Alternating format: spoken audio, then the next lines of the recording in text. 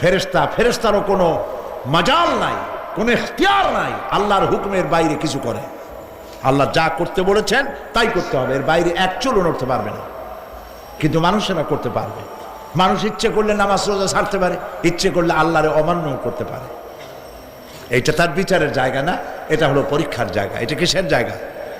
পরীক্ষার জায়গা।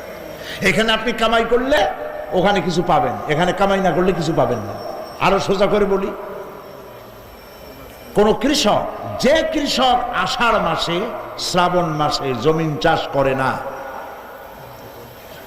পৌষ মাসে তার গোলায় ধান আসবে? কথা বোঝেন নাকি বোঝেন না?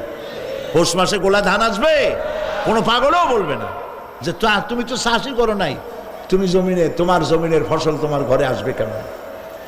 কাজী এই দুনিয়ায় পরীক্ষা দিলে এখানে রেজাল্ট হয়, এখানে